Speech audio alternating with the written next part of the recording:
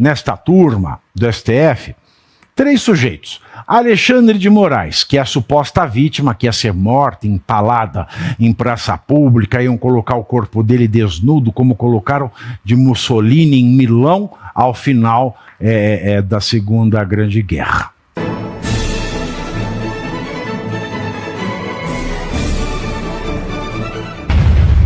Ora. Vale colocar esta questão.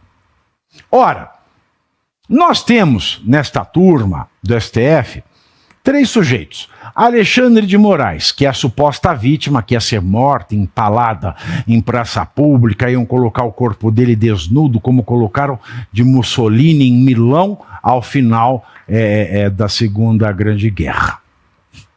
Nós temos que ele colocou também como possíveis vítimas, além do vice-presidente Geraldo Alckmin, mais conhecido como Planária. Você sabe Planária da biologia? Quando eu vier Planária, eu vejo Geraldo Alckmin. O Lula. Então, o que traz o Lula nesse sentido? Amigo íntimo, inimigo capital, relação muito íntima. O ministro Cristiano Zanin, que é presidente da primeira turma do STF, ele é afilhado de casamento do Lula e da dona Marisa Letícia, que Deus a tenha. Alguém me contou? Não, eu fui ao casamento. Lula e Marisa Letícia foram padrinho e madrinha do Cristiano Zanin e da sua esposa, que, aliás, é afilhada do Lula. Esposa, aliás, cujo pai é padrinho do Lulinha. Cristiano e Valesca, que, aliás, são padrinhos da união de Lula com Janja. Não sei se a união estável é o casamento, mas são.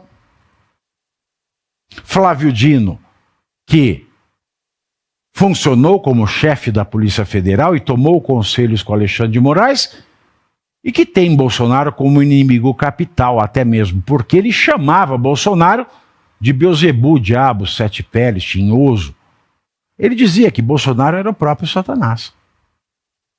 Então o que se tem aí? A gente tem uma turma de 5 ministros do STF julgando um sujeito, onde 3 não poderiam ser juízes. Sobram apenas Carmen Lúcia e Luiz Fux.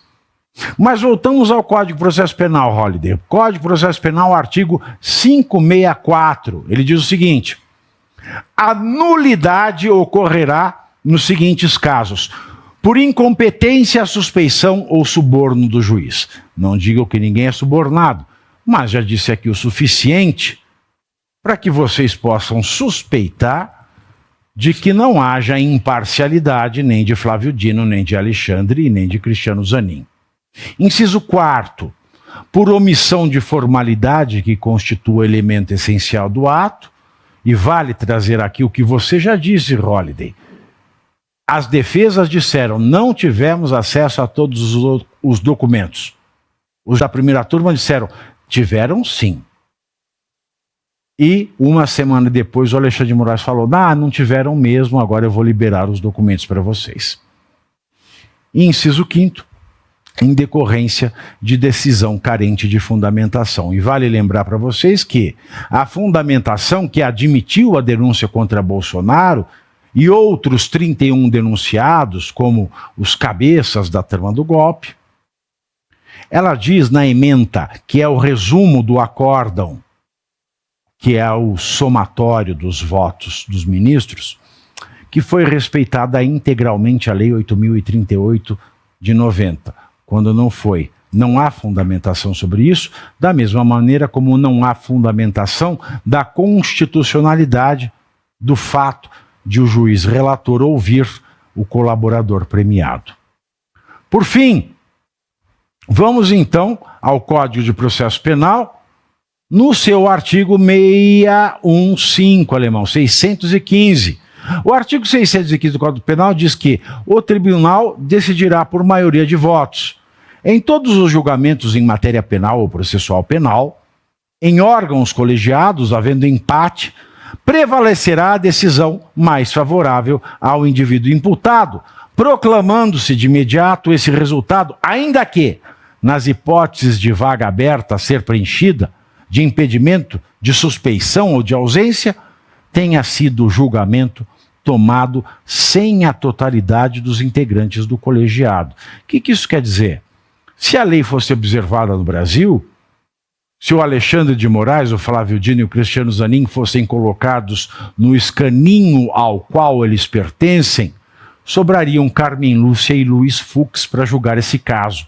E no caso de empate, um absolve e outro condena, indúbio pro réu.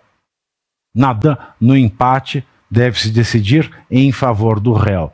Mas o Alexandre de Moraes desvirtuou tudo isso e criou o princípio indúbio pau no réu, não mais pró. Vale dizer também sobre a Lei Orgânica da Magistratura Nacional, Lei Complementar 35 de 1979. O artigo 35 diz: são deveres do magistrado cumprir e fazer cumprir com independência, serenidade e exatidão as disposições legais e os atos de ofício, não de orifício, de ofício. Inciso 4º. Tratar com urbanidade as partes, os membros do Ministério Público, os advogados, as testemunhas, os funcionários e auxiliares da Justiça e atender aos que procurarem, a qualquer momento, quando se trate de providência que reclame e possibilite solução de urgência. Clesão fez isso por 300 dias e morreu, vale lembrar. 6º inciso do artigo 35 da Lei Orgânica da Magistratura Nacional, que alcança, é claro, um magistrado do STF, porque juízes do STF são magistrados. Exercer assídua fiscalização sobre subordinados. Por que eu trago esse detalhe? Porque o Eduardo Talhaferro, ao Senado, trouxe revelações que não podem ser excluídas da responsabilidade de Alexandre de Moraes, porque ele tem a obrigação, segundo o artigo 35, inciso 7º da Lei Orgânica da Magistratura Nacional, de exercer assídua fiscalização sobre seus subordinados. E, inciso 8º, manter conduta irrepreensível na vida pública e particular. O que se dizer, Holliday? Deste sinal que eu não vou repetir, coloco uma tarja na minha mão, que o Alexandre de Moraes fez para milhares de brasileiros e brasileiras no estado do Vai Corinthians!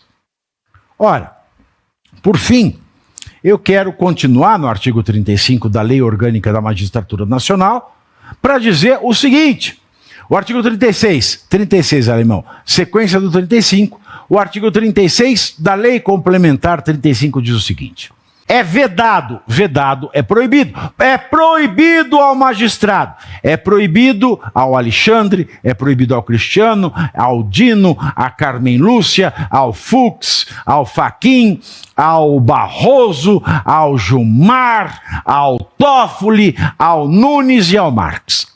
Ao Mendonça, Nunes Marx. É proibido a todos esses 11 juízes do STF. O que é proibido? Inciso 3º. Manifestar por qualquer meio de comunicação opinião sobre processo pendente de julgamento, seu ou de outrem, quer dizer de outro juiz, ou juízo depreciativo sobre despachos, votos e sentenças de órgãos judiciais, ressalvada a crítica nos autos e obras técnicas ou no exercício do magistério. Pelo que eu saiba, o Jornal Nacional, programa da Globo News e o jornal O Globo não são nem obras acadêmicas nem exercício de magistério. E o Alexandre de Moraes já prejulgou, já falou de todos esses casos desde janeiro de 2024. E o que é que isso quer dizer, essa proibição da Lei Orgânica da Magistratura? Que o juiz, seja de primeira instância, seja ministro do STF, que fala de um caso que ele está julgando ou pode vir a julgar, para a imprensa, ele perde o espírito da imparcialidade. E por isso não pode ser juiz. Então Alexandre de Moraes não pode ser juiz. E você aí já está preparado para ter todos os argumentos para dizer que Marx não foi um cara legal, para dizer que o comunismo não é um lugar para diversidade, para desmontar essa grande fake news histórica da esquerda, que é repetida por nossos professores de história, de geografia, de sociologia, que é repetida nas universidades, que é repetida nos livros. Está preparado para dizer por que Marx não era um cara legal e por que todo marxista raiz também não é, e porque o comunismo é terrível. Você já leu nos Anais de Marx? Pois é, aqui nesse livro você vai encontrar tudo o que você precisa saber para responder aquele sabichão que diz que Marx é um cara legal, pois não é. Leia agora, nos Anais de Marx, a trolha do comunismo transviado para encaçapar idiotes. À venda em todas as livrarias do Brasil, pelo site ou nas lojas físicas. Não deixe de ler.